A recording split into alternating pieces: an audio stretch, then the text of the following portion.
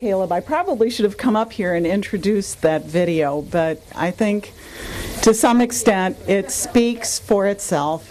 And that was a message to the 5 Days for the Cuban Five last year in Washington, D.C.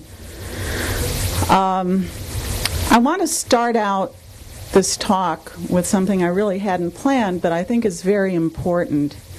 And that is recognizing the steadfast solidarity of this party with the Cuban Revolution. We can look back to the case of Francisco Molina, where Comrade Deirdre helped to organize the defense and wrote a pamphlet that's available on the web.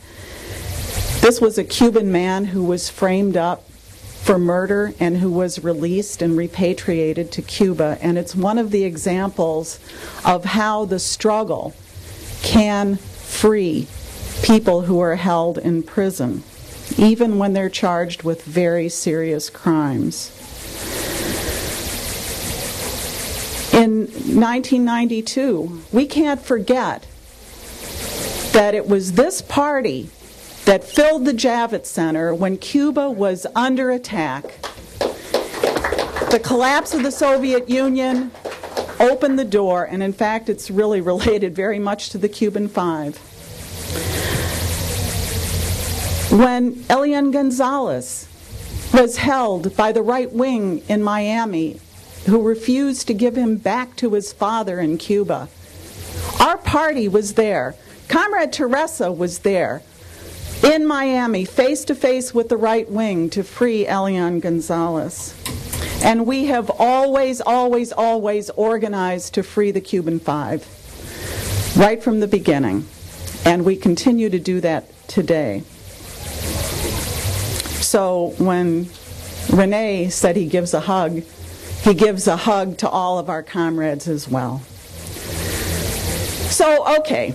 Why would a presentation on Cuba and the Cuban Five be called Cuba, the Debt is Unpayable? Well, you could say, well, Cheryl lives in Detroit, so she's really focused on the debt.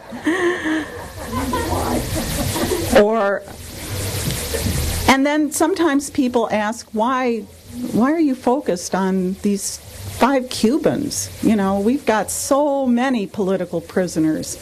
So many of our African American youth are in prison. Why these 5? Why Oscar Lopez Rivera?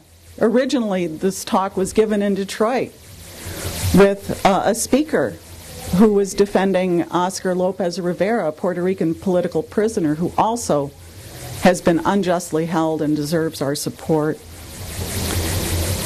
Well, these 5, which is Gerardo Hernandez, Ramon Labanino, Antonio Guerrero, Fernando Gonzalez, and Rene Gonzalez, who you just saw, are actually prisoners of a sovereign country. They're political prisoners of a sovereign country, and that's Cuba. They wouldn't be in prison if they weren't Cuban. The case of the Cuban Five and Cuba itself can't be viewed separately from the United States' relationship with Cuba, both historically and since the Socialist Revolution. Nor can it be regarded without looking at Cuba's relationship with Latin America, the Caribbean, and oppressed and colonialized people globally, especially now when so many are in the throes of an unprecedented global capitalist crisis. So, all of these men who were held as political prisoners, and there are many more, including women like Dr. Asafa Siddiqui, are prisoners of the war to control the globe and all its resources.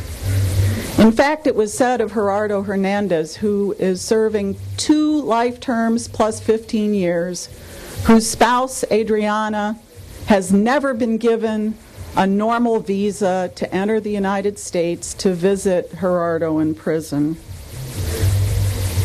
It's said by some that Gerardo is a stand-in for Fidel because they couldn't imprison Fidel and the Cuban Revolution. Cuba is mighty in its global impact. It's a relatively small country, although the largest of the Caribbean islands, as comrades from the Caribbean certainly remind me. It has 11 million people. Yet its declaration of independence from capitalism, breaking the chains of U.S. imperialism in 1959, made it a target of unrelenting economic blockade, military attack, chemical and biological warfare, and terrorist subversion from its huge imperialist neighbor to the north. Have you ever heard the U.S. big business media even mention the name of Fidel or Raul Castro without hearing the slur dictator preceding their names? No, it's part of that slander. The capitalist media won't tell us about the integral role of Cuba's workers in decision-making and directing their society through its independent of capitalist parties union, the CTC, the Central Trabajadores de Cuba. They won't tell us about Cuba's elections and electoral process where the school children count the votes and nobody campaigns or collects contributions from corporations, nor about Cuba's selfless internationalism, which we're going to hear about tomorrow night at Riverside Church, that was pivotal in the liberation of Namibia, the defeat of the racist apartheid South African regime, and freedom for Nelson Mandela. They don't tell us that Cuba teaches the world to read, trains and deploys medical teams to disaster areas, and offered them to New Orleans during the Katrina disaster, and even for underserved communities in the U.S. through the Latin America School of Medicine Scholarship Program. But what the Cuban Revolution has accomplished and what it continues to stand for grows out of its firm commitment to socialism and its historical analysis. In 1985, nearly 30 years ago, before the collapse of the Soviet Union, Fidel Castro gave a series of interviews, including this one, with a Mexican daily Excelsior, entitled "How Latin America's and the Third World's Unpayable Foreign Debt Can and Should Be Canceled, and the Pressing Need for the New International Economic Order." This detailed analysis proves that as the first step would be canceling the debt and then using that money to overturn and undo the unjust economic conditions that suffered at the hands of the International Monetary Fund and World Bank. That those resources would have to be used for economic development to create a solid, essential base from which to attack unemployment, hunger, and many other social calamities. 20 or 30% of the money could be used to meet the most pressing needs. As we engage in the fight in Detroit, we can fairly ask what Fidel asked in 1985 in relation to oppressed countries in Latin America and the Caribbean. He said, "Who is paying compensation for the deliberate destruction of our people's lives and riches?" In a similar way to what we saw in Detroit in the run-up to the 2008 crash, loans were pushed. Fidel writes, "There was so much money that the moneylenders, the banks, went running after debtors, offering them loans. The usual situation was reversed. Generally, it's the debtors who go to the banks to ask for loans. But the bankers went around looking for debtors in order to lend them money at interest rates that were much lower than they are now. That is, money was lent at lower interest rates, and much higher interest is charged now." So capitalist development and economic programs, whether in Latin America or in Detroit, bypass the need of the people and the human right to quality education, health care, and housing, subordinating it to enriching the profit margin. And this is not new either. In 1997, the Cuban Union movement held one of many conferences opposing the free trade agreements that planned to impose unfair trade relations between the U.S. and Latin America and Caribbean countries and intensify that unfair trade. In Detroit especially, we are most familiar with NAFTA, the North American Free Trade Agreement, in force since January 1st, 1994, which devastated Mexico, forcing workers to migrate, many to the United States, to find work. Through these conferences, Cuba exposed what we are living through now, taking away any restrictions on capitalist profiteering, neoliberalism. This is also a quote. Neoliberal globalization has globalized exclusion, exploitation, and social distress. We need to globalize our resistance. By means of unity of action, let's put an end to the system that enriches 10% of humanity but degrades and condemns the other 90%. That was in 1997. We've advanced to the 1% and the 99%. Although called for by Simón Bolívar and hundreds of years ago, I think it's 200 years, and repeated by Fidel in 1985, the Bolivarian Alliance for the People of Our America was formed in 2004 to begin equal trade among its members. Venezuela, with the leadership of Hugo Chavez, and with Cuba, initiated it. And now Ecuador, Bolivia, Nicaragua, Dominica, St. Vincent and the Grenadines, Antigua and Barbuda, St. Lucia have all joined it. Honduras was a member until the coup. And, of course, backed by the United States, they were no longer a member. ALBA avoids the international capitalist markets as much as it's possible to do it. These countries exchange what they produce for the benefit of each and all. There's Petrocaribe that helps Caribbean islands that don't have access to oil except through the capitalist market. And it breaks the stranglehold of the oil monopolies for those small countries. Haiti is also a beneficiary of Petrocaribe, and also Cuban doctors who were instrumental in fighting the cholera epidemic that was brought by the UN forces occupying Haiti. ALBA has developed the sucre, which is a virtual currency for trade between ALBA countries. And through this cooperation, illiteracy has been completely defeated certainly in Venezuela and Ecuador.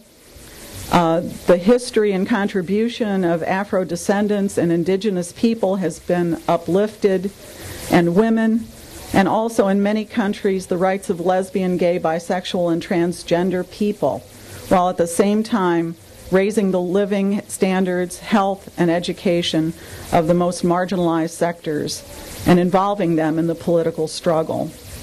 These are all profound and expanding changes that are rooted in Cuba, as well as Latin American history of struggle for independence. Okay, but where do the Cuban Five fit in? Well, the Cuban Five came to the United States during the 1990s. And, that's one of the reasons I mentioned the Javits, huge Javits rally. Cuba's economy lost its fair trade economic partners in the Soviet Union and Eastern Europe and was thrust into a sudden and deep economic collapse, putting it at the mercy of the imperialist economic relations and also opening it to the possibility of military attack from the United States. The U.S. and its hired counter-revolutionary thugs saw a chance to deal what they hoped was a death blow to the Cuban Revolution, finally starving the people into renouncing their independence from capitalism, which is actually the stated intent of the U.S. blockade, which is now 52 years old. To cut short Cuba's efforts to use increased tourism to boost its economy, Miami-based paramilitaries bombed Cuban hotels and restaurants. When the U.S. government did not act against them, no surprise, as many of them are trained by the CIA and the School of the Americas, the Cuban Five were sent to Florida. 3 of them are veteran volunteers from the fight against racism and apartheid in Angola. They came to Florida to infiltrate and report on the right wing and to watch for any signs that the U.S. would try a direct intervention like the Bay of Pigs. Instead of arresting the known terrorists, the Cuban Five were arrested. They faced 17 months in solitary confinement. They were railroaded to jail. They were denied a change of venue just 30 miles to Fort Lauderdale. And they've been in prison now since 1998. The Cuban Five and their family are calling for a jury of millions, and that includes all of us, to free them. Rene Gonzalez, who you heard just before I came up here to speak, addressed the recent meeting of CELAC, the Community of Latin American and Caribbean States, and asked them, the voice of Latin America United, to weigh in the United States for the freedom of the Cuban Five, and we're certainly hoping that many representatives of those countries will be in Washington for the 5 days this spring. So when you see information for the 5 days for the Cuban Five in Washington coming up in early June, or refute some anti-Cuba slander you see on the internet, the fight to free the Cuban Five is a struggle against injustice, but it's also a defense of Cuba's right to sovereignty. Remember, too, that Cuba is also a beacon in the struggle for a world free of capitalist exploitation, poverty, sickness, and war. The freedom of the Cuban Five is inextricably connected with the struggle to end the U.S. blockade, which would be a tremendous blow to U.S. imperialism. The trade and travel ban needs to end, and Cuba needs to be recognized once and for all. Cuba's right to choose socialist development that puts people ahead of profit has to be recognized. So cancel the debt in Detroit as well. Make the banks pay for the destruction they caused. Free the Cuban Five, Oscar Lopez Rivera, Mumia, Leonard Peltier, and all the prisoners of the empire. Thank you, comrades.